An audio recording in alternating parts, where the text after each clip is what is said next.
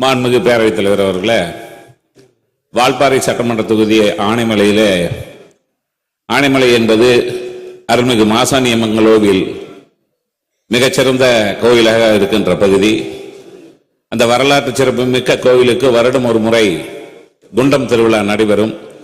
அந்த திருவிழாவிலே மிக முக்கிய பிரமுகர்கள் எல்லாம் கலந்து கொள்வார்கள். லட்சக்கணக்கிலே மக்கள் வருவார்கள்.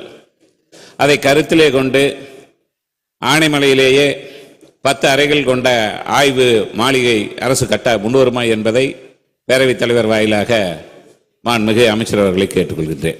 மாண்புமிகு அமைச்சர் அவர். மாண்புமிகு பேரவைத் தலைவர்களே, ஆனைமலைக்கு போகிற வழியில் தான் பொள்ளாச்சி இருக்கிறது.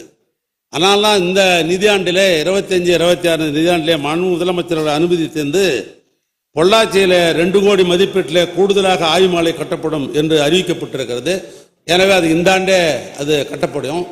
நம்முடைய மாண்புமிகு உறுப்பினர் ராதாகிருஷ்ணன் அவர் குறிப்பிடுவது வருங்காலங்களில் நிதிநிலைக்கு ஏற்ப அதை பற்றி ஆய்வு செய்யலாம். மாண்புமிகு உறுப்பினர் ஜோசப் சாமுவேல். மாண்புமிகு பேரவைத் தலைவர் அவர்களே, சென்னை திருத்தணி ரேணுகுண்டா சாலை அம்பத்தூர் தொகுதி உழவர் சந்தை அருகே உள்ள ரயில்வே மேம்பாலம் விரிவுபடுத்த அறிவிப்பினை வெளியிட்ட திராவிட மாடல் அரசின் நல்லாட்சி நாயகர் மாண்புமிகு தமிழ்நாடு முதலமைச்சர் அவர்களுக்கும் மாண்புமிகு நெடுஞ்சாலைத்துறை மற்றும் பொதுப்பணித்துறை அமைச்சர் அவர்களுக்கும் தொகுதி மக்களின் சார்பில் நன்றியினை தெரிவித்துக் கொள்கின்றேன். மேலும் தொகுதி மக்களின் நீண்ட நாள் கோரிக்கையான சென்னை திருத்தணி ரேணிகொண்டா சாலை அம்பத்தூர் தொகுதி பாடி முதல் அம்பத்தூர் எல்லை முடிவு வரை உள்ள சாலை 100 அடி அகலத்திற்கு விரிவுபடுத்தும்படி துவங்கப்படாத நிலையிலே உள்ளதால் போக்குவரத்து நெரிசலால் மக்கள் மிகவும் பாதிப்புள்ளாகிறார்கள். எனவே தற்போது இந்த பணியின் நிலையை குறித்தும் பணி விரைவில் பணி துவங்க நடவடிக்கை எடுக்கப்படுமா என்பதை மாண்புமிகு பேரவைத் தலைவர் வாயிலாக மாண்புமிகு அமைச்சர் அவர்களை கேட்டுக்கொள்கிறேன். மாண்புமிகு அமைச்சர் அவர். மாண்புமிகு பேரவைத் தலைவர்களே, நம்ம சட்டமன்ற உறுப்பினர் அவர்கள் திருத்தணி ரேணுகுண்டா சாலை சிடிஆர் சாலை ஒரு மாநில நெடுஞ்சாலையாகும். இச்சாலையிலே பாடி முதல் திருநெல்வேலி வரை 22 கிலோமீட்டர் உள்ள ஒரு சாலை. இது 6 வழிச்சாலையாக அகலப்படுத்துவதற்காக நில எடுப்புக்கு 168 கோடி ரூபாய் அரசின் சார்பாக பணம் ஒதுக்கப்பட்டு 14 கிராமங்களில் இந்த ஸ்பெஷல் டிஆர்ஓ போட்டு இப்போ நிலம் கையகப்படுத்துகிற பணியில் நாங்கள் ஈடுபட்டிருக்கிறோம்.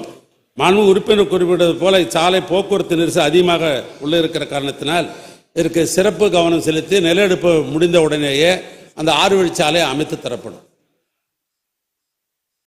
மாண்புமிகு உறுப்பினர் துரை சந்திரசேகர். தலைவர் அவர்களே, தஞ்சாவூர் மாவட்டம் ஒரத்தநாடு சட்டமன்ற தொகுதியில் உட்பட்ட வெட்டிக்காடு பொதுப்பணித்துறையினுடைய ஆய்வு மாளிகை ஓட்டு கட்டடம் இடிந்து உள்ளது. அதை புதுப்பித்த புதிய கட்டடம் கட்ட அரசு முன்வருமா என்று அறிய விரும்புகின்றேன். மாண்புமிகு அமைச்சர். மாண்புமிகு பேரவைத் தலைவர்களே, அவர் குறிப்பிடுகிற அதை புதுப்பிப்பது என்பது அந்த அடிப்படையிலும் சரி, தொடர்ந்து சட்டப்பேரவை உறுப்பினர்கள் ஆய்வு மாளிகை அமைக்க வேண்டும் என்ற பல்வேறு கோரிக்கைகள் எல்லாம் தொடர்ந்து இந்த ஆய்வு மாளிகை விஷயத்தில் முன்னுரிமை கொடுத்து அனைவரும் கொடுத்து கொண்டிருக்கிறார்கள். எங்களுடைய மூத்த அமைச்சர் மாண்புமிகு அண்ணன் நேரு அவர்கள் கூட திருச்சியில் அவர் கூடுதலாக மாளிகை கட்ட வேண்டும் என்று தொடர்ந்து வலியுறுத்தி கொண்டிருக்கிறார்கள். ஏன்னா பொதுவாக திருச்சியில் இறங்கி தான் அந்த பகுதியை காவிரி டெல்டா பகுதி போன்ற பகுதிக்கு பெரும்பான்மையான அமைச்சர்கள் சம்பந்தப்பட்ட ஐஏஎஸ் அதிகாரிலாம் அங்கே ஃப்ளைட்டில் இறங்கி தான் போகணும். அங்கெல்லாம் கூடுதலாக தேவை என்ற ஒரு நிலை இருந்து கொண்டிருக்கிறது. அதனை தொடர்ந்து சட்டமன்ற உறுப்பினர்கள்லாம் கடிதம் கொடுத்திருக்கிறார்கள். எனவே இது ஒன்றன் ஒன்றாக அதையெல்லாம் ஒருங்கிணைத்து மாண்புமிகு முதலமைச்சருடைய கவனத்துக்கு கொண்டு வந்து இந்த ஆண்டு எதெல்லாம் எடுக்க முடியுமோ அதற்கு முன்னுரிமை கொடுத்து எடுக்கப்படும். விநாயகன் 203 மாண்புமிகு உறுப்பினர் திரு நிவேதா எம் முருகன். மாண்புமிகு